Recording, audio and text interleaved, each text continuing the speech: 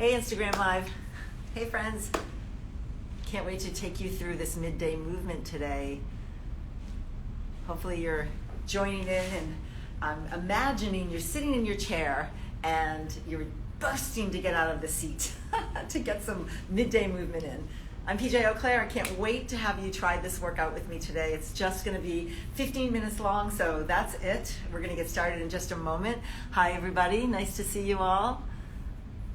Excellent. Okay, so we're going to be doing some fascial movement, and that's going to get all of your connective tissue loosened up and make you feel better for the rest of the day. So we're going to start off with our feet, and we're going to go from the ground all the way up to the top, okay? So starting with your feet in a nice parallel, symmetrical stance, I want you to just start to bounce a little bit. Just feel the ankles, just sense what your body's doing from the ankles all the way up to the crown of your head.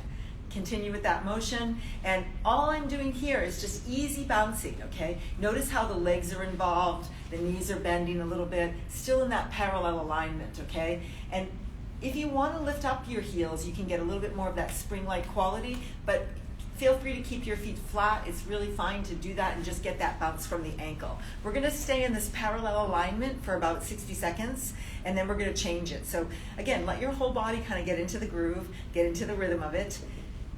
Inhaling and exhaling, just naturally in your own time. And now, just carefully rotate your legs all the way from the hip joint and then all the way down to your feet. So you've got that internal rotation, and notice the difference in how that feels. You're going to sense this a little bit more laterally because you've gone medial, and just notice how it feels. Also think about this. Maybe you go into a little bit of an offset stance position, one foot more forward than the other, okay? And continue with that mini bouncing. And then go ahead and bring the other leg forward. Think about this being elastic in nature. You want to have that elastic, spring-like quality in your step. This is one way that you can accomplish that.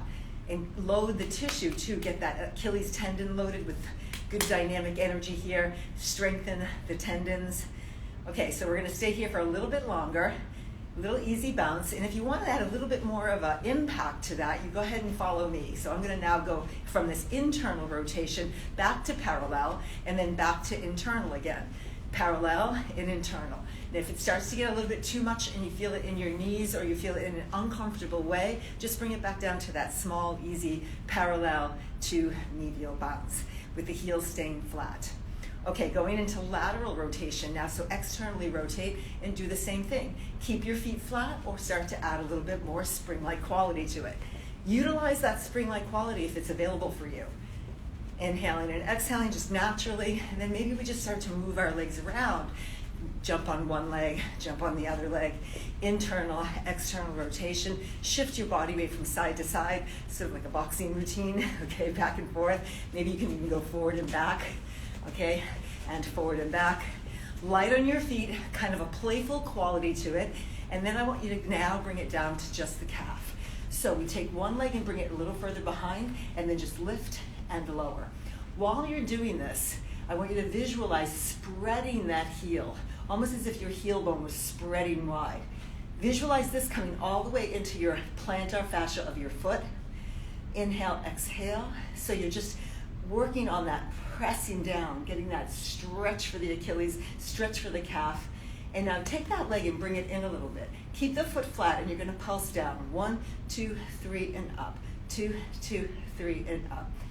2, 3, and up. 2, 3, and up. 5, 2, 3. That's it. 6, 2, 3. Again. 7, 2, 3. One more. 8. We should have some music on for this. Turn to the other side. Now, starting with the leg long, lift and lower. Really drive your heel into the floor so you really feel that you're creating that stretch, that elongation through that tissue. Inhale and exhale. That's it. Inhale, exhale.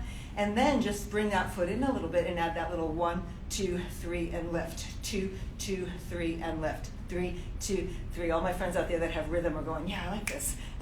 Down, 2, 3, and up. Down, 2, 3, and up. Down, 2, 3. One more. Down, 2, 3, and up.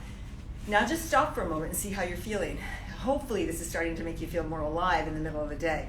Okay, the next thing we're going to do is work on the pelvis. So start with your feet in that symmetrical stance and parallel alignment. Put your hands on your pelvis like this, and I want you to let your knees be soft and just swing your hips side to side. swing. Whoever knew, right, that all those classes that we've taught all these years, right, all these low impact swing-like type dance classes, they were so good for our fascia, right? So let's allow ourselves to go back to those times when we felt a little bit more freedom in our movement, right? Not so contrived, not so controlled. Okay, there we go. Now you're getting it. Nice and easy. Now take your legs and turn them in again, and then do the same thing. You've already mobilized the ankles, why not the hips? Back and forth. One of my clients calls this the Valentine's dance. I love that. Back and forth, back and forth. Couple more like that.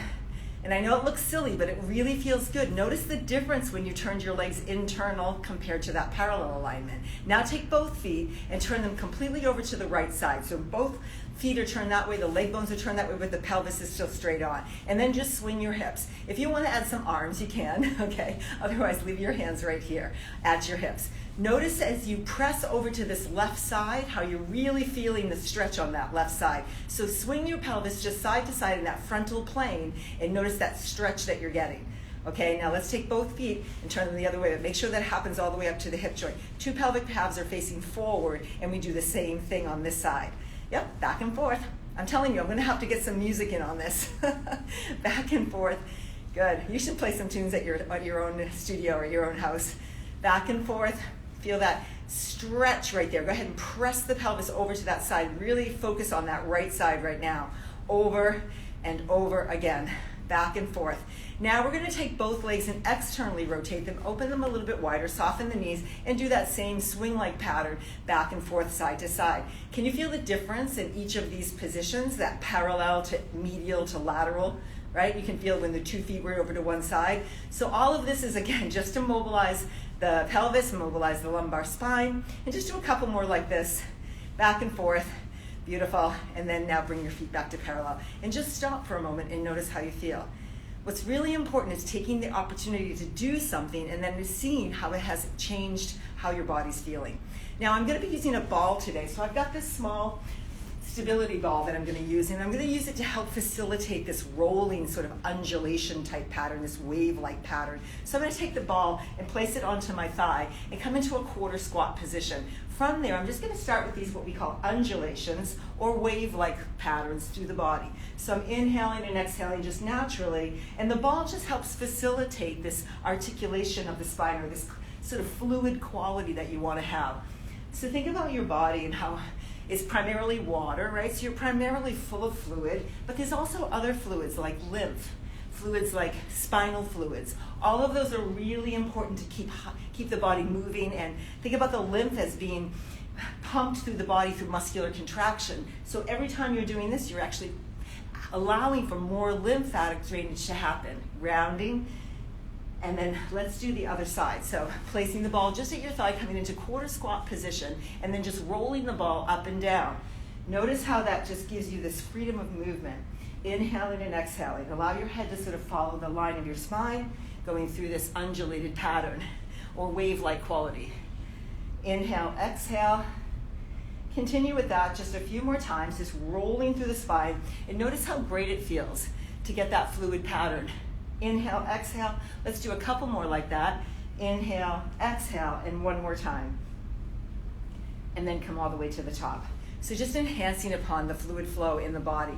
Now we're going to take the ball and place it between the inner thighs. So if you place the ball between your inner thighs, you again come into that quarter squat position. So we've gone from our pelvis into our spine, and we're going to focus primarily on the thoracic spine right now. So the ball is there to help keep your pelvis a bit stable. Now, I want you to have your hands on your pelvis and drive with your pelvis. I'll turn slightly to the side. Drive with your pelvis to the left or to the right. Doesn't matter which way you go.